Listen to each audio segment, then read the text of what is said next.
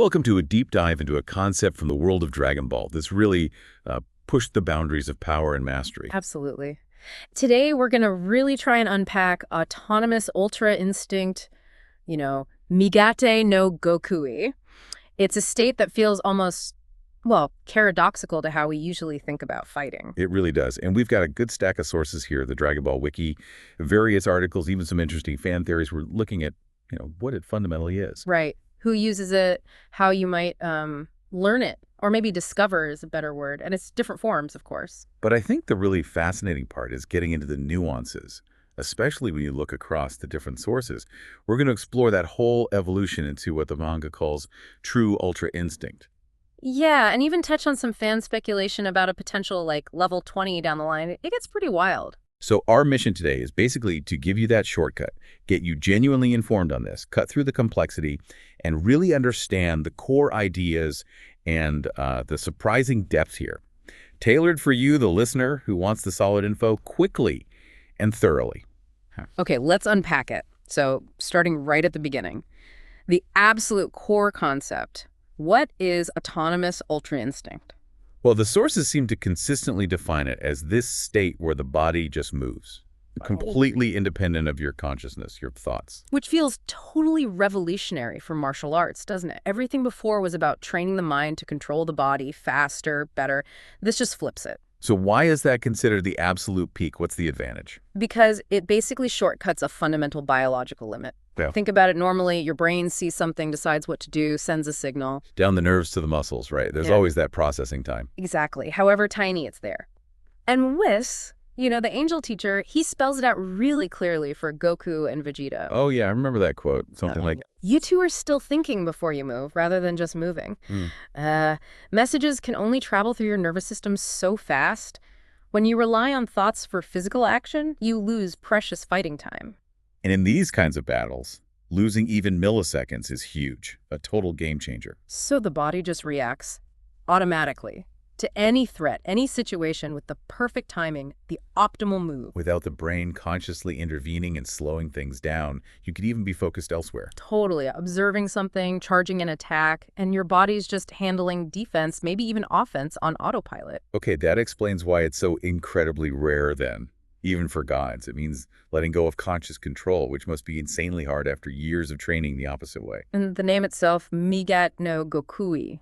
It's pretty telling, isn't it? Right, Goku is like secret or quintessence, but Migat, that usually means selfish, which sounds weird.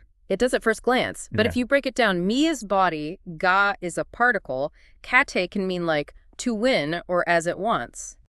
So the body prevails, or the body moves as it wants. Exactly. It captures that idea of the body acting sort of selfishly, independent of the mind. That's why you see those other names floating around, like mastery of self-movement, secret of selfishness, transcendent reflex. Absolute impulse, yeah. They all point to that core idea. Okay, so this unbelievably difficult, counterintuitive state, who's actually pulled it off? Well, the sources point to the angels as the prime examples. Whis, the Grand Minister. They seem to just exist in this state. It's natural for them. And Goku, obviously, in his completed form. Right, his perfected Ultra Instinct. But then there are the imperfect users, people who've touched on it. Like Beerus. He's shown flashes, hasn't he? Yeah, reacting automatically in certain moments. And maybe the most surprising one, Master Roshi. Roshi. Seriously, the turtle hermit. How is he even in the same conversation? Well, this is where it gets really interesting, and it speaks to the core principle. Whis actually notes that Roshi, through just decades and decades of training, maintaining a clear heart. He tapped into the idea of it. Exactly, the principles, even without the divine power level. Beerus apparently mistook Roshi's dodging for actual UI at first. Wow. But Whis clarified, nope, it's the underlying concept. It shows it's not just about raw power, it's about achieving that specific state of mind-body separation. That's a fascinating distinction. Tapping the principle versus accessing the full divine power-up. So even the perfected state, the silver hair, that's not the absolute end. Apparently not. The sources say perfected UI is just the initial path of true mastery. the accuracy can still be refined, like how perfectly the body reacts. And we've kind of seen hints of that, right? Like the Grand Minister is supposedly more precise than Whis. Yeah, and Whis is more precise than Maris, or where Goku started with the perfected form. It suggests there are levels even within perfection, so to speak. Which leads nicely to the fact that, okay, it's amazing, but it's not foolproof. It has limits, drawbacks. Definitely not a silver bullet. Like, the sources hilariously mention it won't help you dodge stepping in dog poop. Right. Or stop Goku biting Whis' arm. It seems tuned for actual combat threats, not weird everyday stuff or unconventional grabs. And it's not an absolute shield against just overwhelming raw power.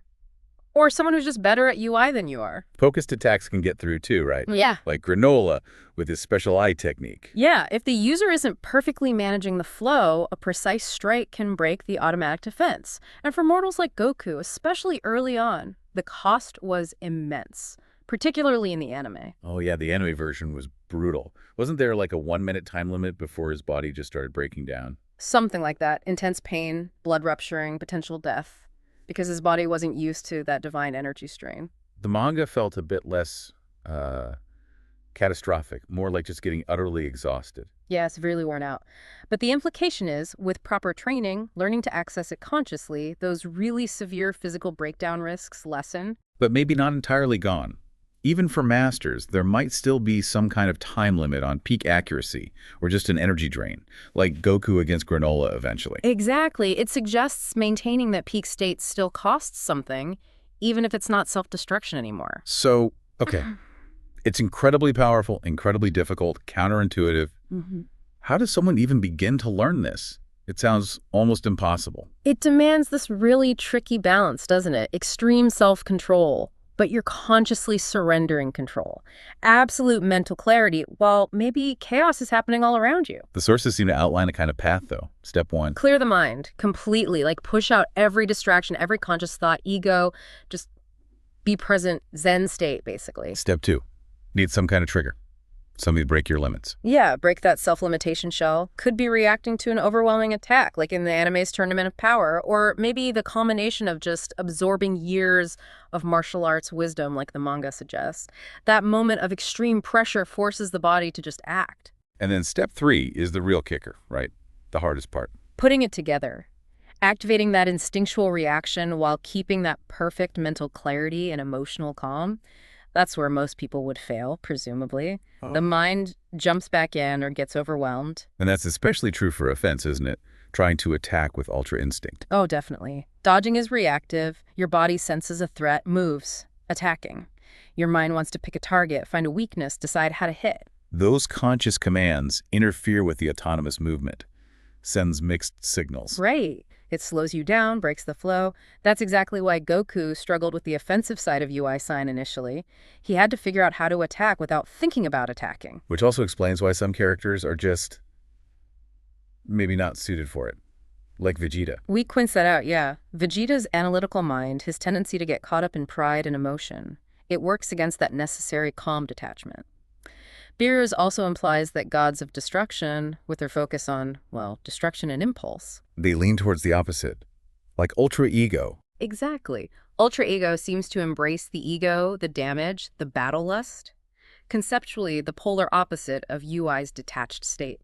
Interesting. So if you're not built for it, and the training is near impossible. Yeah. Any other way, any shortcuts? Well, the manga showed one really risky path. Copying or absorbing it from a master, like Mora did with Maris. But that sounds like a terrible idea for most people. Extremely dangerous, yeah. The sources stress that for an untrained mortal body, suddenly having that power forced on it without the proper conditioning, it could lead to mutation, self-destruction, death. Not recommended. Okay, so let's talk forms. We saw it develop. Yeah. The first big reveal was Ultra Instinct Sign, right? The incomplete version. Yeah, that was Goku in the Tournament of Power mostly. Yeah. It just happened under extreme stress. But it wasn't stable, very brief, super draining. And the dodging was incredible, but the offense was shaky. Because his thoughts would get in the way when he tried to consciously attack. We specifically told him, you need to master the offense side of this, nail that down. And then came perfected Ultra Instinct. The silver hair, the calm demeanor, the whole package. That's the completed state.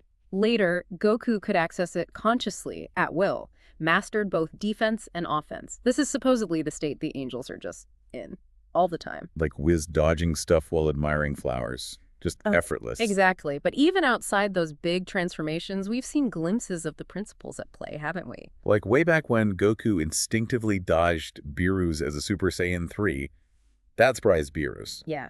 And Beerus himself used UI reflexes against the other gods of destruction in that exhibition match in the manga. And Roshi, again, Whis calling his automatic dodging the closest a mortal had come to understanding the core idea, thanks to his clear heart. Right. And after training with Maris, Goku got better at using the UI reflexes even without transforming. Though at first, he said closing his eyes helped block out conscious thought. Vegeta even noticed that being Super Saiyan seemed to make Goku's non-transformed UI reactions more accurate in battle. Interesting synergy there. It is, which kind of leads us to this really cool turning point in the manga. Something that isn't just refining perfected UI, but almost a different path. True Ultra Instinct. Yeah, this felt like a major shift. Not just an upgrade, but like you said, a parallel evolution, a new twist. Totally. It shows Goku forging his own way, not just trying to copy the angels perfectly. And this came about during the Granola the Survivor saga, right? Goku was fighting gas. Who was just relentless. Goku was basically spamming instant transmission just to stay alive by time. Now, Whis gave him some pretty deep advice then. Crucial advice. Basically said, stop trying to be me. Stop treating Ultra Instinct like just another transformation you switch on. See it as a way of being. Look inside. Who are you, Goku? And the trigger. That was really personal. Manito playing that old Scouter recording of Bardock. Yeah, hearing his father's voice telling him and Manito stay alive as Planet Vegeta was dying. That unlocks something, a repressed memory. Seems like it. And it led to this revelation for Goku. He realized his Saiyan pride, his emotions, they weren't obstacles to suppress for UI. They were part of him. He'd lost faith in his own Saiyan strength, trying too hard to be serene like Wu's. So he needed to embrace that fiery nature, not fight it. Exactly. And that's the core of true Ultra Instinct. It doesn't require the tranquil heart of perfected UI. Instead, he taps into his emotions, his Saiyan battle lust. Uses them as fuel for his strength, while still letting the body move autonomously via the sign form. So it's Ultra Instinct sign, but powered by his own convictions and feelings. Appearance-wise, it often looks like sign, sometimes even base hair, right? Unless the aura flares, then you get the spiky hair with highlights. Yeah, the sources really emphasize he keeps his normal look, his personality, because he's not transforming into something else. He's integrating UI into himself, fully embracing who he is. And the abilities. Automatic dodgings is still there? Yep, like perfected UI, but also a huge power boost, hitting way harder and seems much more durable. He could take big hits without dropping the form. But still not unbeatable. Gas in his awakened state managed it. And then Black Frieza. Yeah, Black Frieza just wiped the floor with both true UI Goku and Ultra Ego Vegeta. So definitely still limits, and probably still some kind of energy drain or time limit implied. But he's clearly refining it. That sparring match with Gohan Beast recently. Oh man, yeah. Casually destroying Beerus' planet while sparring. That suggests a massive increase in power and control over this true UI state. The potential seems to be, maybe he could eventually make this his constant state, like the angels, but uniquely Goku, totally in tune with himself. That feels like the direction, yeah, being one with his body and his nature. Which is why true Ultra Instinct feels so important for his character arc. It's him designing his own path to mastery. Pulling from everything, Saiyan biology, Earth upbringing, all his training, it's a culmination born from rediscovering his roots. And this whole idea of constant evolution, finding new levels, that brings us to the fan stuff, the Ultra Instinct Level 20 hypothesis. Right, this is pure speculation, obviously, but it's built on that idea of layers of mastery. If you have sign, perfected, different accuracy levels, could there be something even beyond? So what's the theory imagine this level 20 would be like, not just reacting? The idea is it's beyond just autonomous movement, maybe being so deeply connected to the universe, to key flow, that you could almost perceive possibilities, see weaknesses, predict moves before they even start, like precognition, almost. Wow. Okay. And the power level? Just unimaginable, theoretically. Strength, speed, durability, completely off the charts. A true divine pinnacle, maybe with no exhaustion, no easy injuries. And maybe unlocking abilities naturally, like super fine key control, unavoidable attacks because you predict the defense, maybe even totally unrestricted instant transmission. The hypothesis kind of wonders, is this the level the Grand Minister operates at? Or maybe even just the standard for all angels? We don't really know their upper limits. So hypothetically, what would it even take to reach that? Absolute mastery, pushing past boundaries even gods haven't touched, maybe requires special training, like directly from the Grand Priest, or some new universe-shattering crisis to trigger it. And would there be costs or side effects? Even if time limits vanish, is there some other price for that level of perception or power? Good questions the theory raises, and the biggest one for the story itself. If Goku actually reached that level 20 predictive ultimate state, would there be any challenge left? Would they need to invent, like, multiversal threats constantly? It really puts things in perspective, so connecting it all back, it's been quite the journey we've traced. Yeah, from the basic, almost philosophical idea of the body moving on its own. Through the different forms we've seen, sign, perfected, the non-transformed applications, the levels of mastery. And Goku's really personal breakthrough, finding true Ultra Instinct, embracing his science self within it. And finally, looking at that exciting, if speculative, future potential in theories like Level 20, that idea of complete universal harmony. It really shows how Dragon Ball keeps exploring limits, not just getting stronger, but finding new ways to achieve mastery, integrating your whole self. It's more than power levels. Yeah, it's that journey of self-discovery through pushing boundaries. Makes you think about peak performance, doesn't it? Moving beyond just conscious effort, letting intuition and honed reflexes take over. So we leave it to you, the listener. What do you think? Is Ultra Instinct Level 20 just a fan dream? Or is it the logical, maybe inevitable next step for Goku? The ultimate expression of this whole concept. That's our deep dive for today.